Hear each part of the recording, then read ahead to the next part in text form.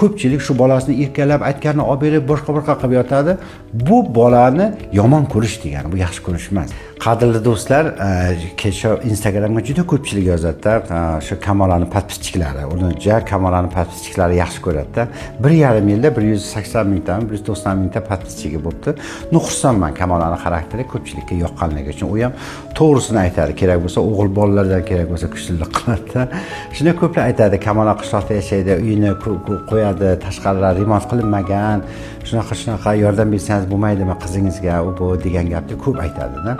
Shunda uylarini haqiqatan qo'yib e'tibor berib qarasam, uylari shunaqa to'g'ri, lekin bu yerda boshqa narsa.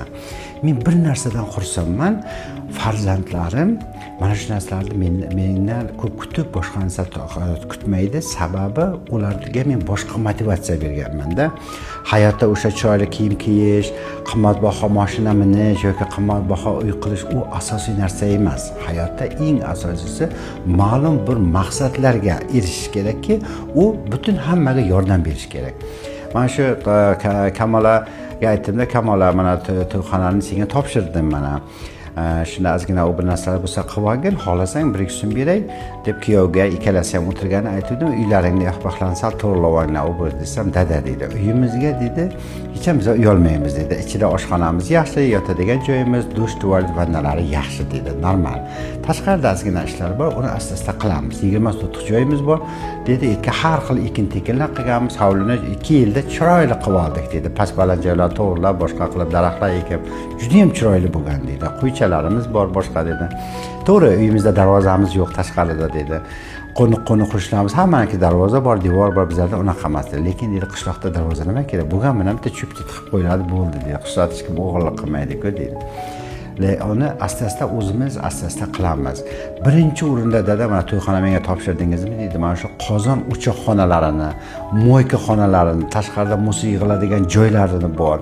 Motorlar, dvigatellar, mana shunga o'xshagan narsalarini, nima deydi, santexnika birinchi o'rinda shuni dada qilib olaylik. Chunki dedi, mana shu Famid klinikasini opir bolaga qanaqa bo'lsa, shundan ham zo'r qilib bering menga dedi-da. Shunga 50-55 ming dollar pul ketdi. Polni kafil qilib pastlarigacha yangi qozon, o'choqlar, samovarlar, yana bir 150 million so'mga yangi idish tovoqlar, qoshiq vilkasigacha yangi boshlangan Kamola o'qildi, bu qildi, ko'ndirib menga shuni qildirdi. Shuni ichidan Kamola olib bir 10 ming dollar olib uyini qilib olsa bo'ladigan joy edi-da. Lekin men xursandligim Kamola birinchi o'rinda maqsadni qo'ygani. Mana to'yxonani shunaqa qildi. Endi qishloq joy bo'lsa, birovlar o'ylashi mumkin. Qishloq joy bo'lsa, to'yxonani ichi yaxshi bo'lsa, qozon o'choqqa uncha xarajat qilib 500 million nima kerak shu xarajat? Bitta ovqat pishsa bo'ldi-da deydigan joyda Kamola o'sha joy toza ozoda bo'lsin, sanitariya texnika va nima normativlarga javob bersin, toza ozoda, hammasi yaxshi saqlansin. Ishchilarim qiynalmasin, 30 ta ishchi. Mana shu narsani o'ylagani bu men uchun katta baxt. Shuning uchun mana to'ylar o'tib yotdi, hamma rozi Kamoladan, hammasi toza ozoda, xizmatchilar zo'r xizmat qiladi, ofitserlar, tashqarida daraxtlar ekilgan, archalar suv qo'yadi, mirjolar ekalasi shuni yurgizyapti. Men bundan katta juda ham xursandman. Men to'g'risini aytaman, mana shu bolalarimga shunaqangi tarbiya qilganmanki, men borman, yo'qman, men masalan 150 yoshga kirishim mumkin. Undan keyinchi ularchi yana davom ettirish kerak hayotini. Shuning uchun ularda o'zida motivatsiya, o'zida shijoat kuchli bo'lishi kerak, maqsad sari erishish kerak. Men bilimli bo'lsin, aqlli bo'lsin, agar shijoati bo'lmasa, shundan bo'lmasa, u maqsadga erisha olmaydi shu narsada.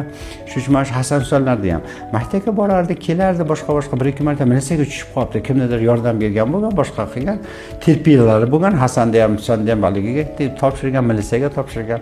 Shunda militsiyaxonaga borib, meni bolam, meni doktorman, uni bunisi taniydi, uyat bo'ladi deb o'g'limni olib ketay demaganman dedim. Nima bo'lsa shu deyman. Bolaga bo'lsa qamash kelsa qabatingizlar deb shuni chiqib ketayotganimda, shuna militsiyalar hammasi qo'ya qoldi. Men sizdek otani ko'rmaganman.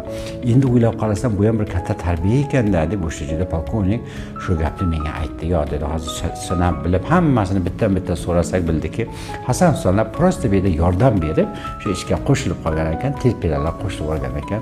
Hech qanaqada farzandlaringizlarligi yo'q dedi. Aybi yo'q. Mana olib ketavering boshqa deb bir oqshom ham qolgan yaxshi militsiyaxonada. Lekin shular qoyil qoldi. Sizdan bizga ko'p narsa o'rganishimiz kerak ekan. Boshqa otalar bo'lsa, "Davoy o'g'limni olay, u" deb keyin u o'g'illar shuni o'rganaveradi-da dedi. Shuning uchun masalan mana shu tarbiyaga juda katta ahamiyatga ega. Shuning uchun hali Kamala qizim asta-asta unisini ham qiladi, bunisini ham qiladi asta-asta. Meni mana shu rinoplastikani o'rganishimdan maqsad shu pulim ko'p bo'lsin, boy bo'lay, uyimizga go'sht olamiz, qulupnay yeymiz, gulot yeymiz, pulimiz ko'p bo'ladi, mashina olaman. Mana narsa umuman o'ylamaganman-da. Shu Kiyevda, Sankt-Peterburg, Moskvada o'likxonalarda izlab, o'qib, o'rganib yurganimda ham, ey Xudo, shu zo'r rinoplast bo'layda, shu burunlarni cho'tka qilib chiqaray, nafasi zo'r bo'lsin, bemorlar xursand bo'lib, butun dunyo sholiq bo'lsin, kitoblar qil yozay etay deb niyat qilganman. U qanaqa foyda ko'raman o'sha narsani hech ham o'ylamagan ekanman.